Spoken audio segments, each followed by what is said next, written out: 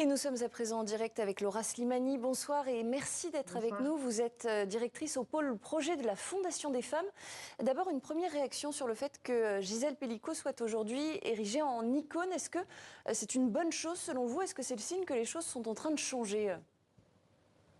Oui, évidemment, c'est une bonne chose qu'on voit que grâce à son courage, au fait d'avoir ouvert ce procès au public et aux médias, eh bien, elle montre que la honte doit changer de camp. Elle montre que ce sont les auteurs de violences sexuelles sur lesquels on doit jeter l'opprobre et ce sont à eux de se justifier et non pas aux victimes. Et effectivement, ça fait énormément de bien, je pense, à beaucoup de femmes qui s'identifient à Gisèle Pelicot parce que c'est une femme comme les autres, une femme un peu comme tout le monde qui a été victime voilà, de ces crimes multiples.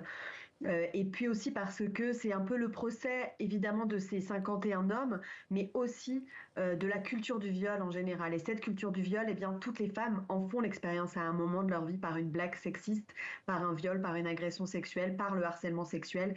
Et je pense que voilà, ce procès, il dit ça. C'est aussi le procès de toutes les violences que les femmes subissent au quotidien.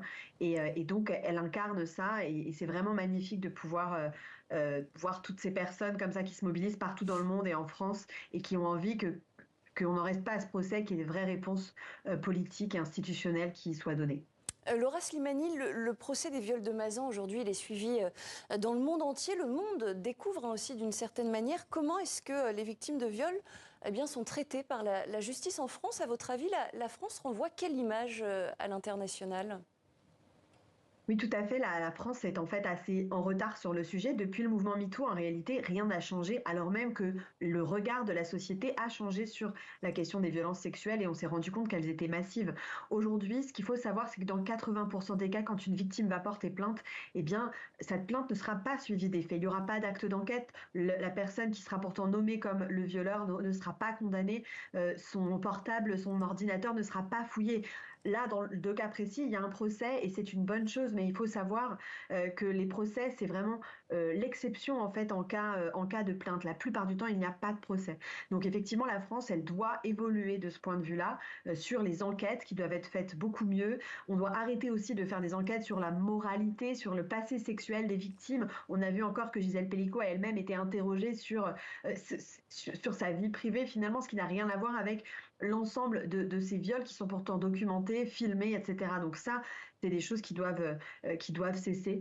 Et puis aussi, la France est très en retard sur l'accompagnement des victimes. Aujourd'hui, en Belgique, par exemple, il y a des centres de prise en charge des victimes et du trauma pour les victimes de violences sexuelles. En France, ça n'existe pas. Il faut absolument que ça soit généralisé. La Fondation des femmes, elle a chiffré cela. Il faudrait qu'il y ait au moins 300 millions d'euros qui soient consacrés par an à l'accompagnement des victimes de viol. Aujourd'hui, en France, c'est 12 millions d'euros. Alors on a vu aussi sur les réseaux sociaux ces vidéos polémiques de Nadia El Bourmi, avocate de deux accusés dans ce procès, qui a des propos, qui commente chaque audience avec des propos qui choquent, qui indignent les internautes. Elle se met même en scène sur des chansons dont les paroles disent « Réveille-moi avant de partir », écho à ce qu'a vécu évidemment Gisèle Pelicot. C'est selon vous, ce type de comportement est un cas isolé ou est-ce que finalement c'est un traitement que subissent la plupart des victimes de viol qui intentent des actions en justice en France? Malheureusement, la grande majorité, je crois que c'est 80% des victimes de viol qui ont eu un procès, disent avoir très mal vécu leur procès. Parce que la réalité, c'est que là, on voit ce qui se passe parce que c'est un procès qui ne se tient pas à huis clos. Mais en réalité, ce qui se passe là sur ce procès, c'est ce qui se passe sur tous les procès pour les victimes de viol. C'est-à-dire qu'elles sont questionnées de manière complètement indécente, de manière violente. Cette culture du viol, elle imprègne aussi les procès, elle imprègne les interrogatoires des avocats, elle imprègne aussi les décisions des juges. Je rappelle que dans les procès pour viol, seuls 10 à 15% des mis en cause dans ces procès sont condamnés. Ce qui fait qu'à la fin, quand on sait que seuls 10% des plaintes donnent lieu à un procès, on se retrouve avec moins de 1% des violeurs qui sont condamnés en France, alors même qu'il y a 94 000 viols par an.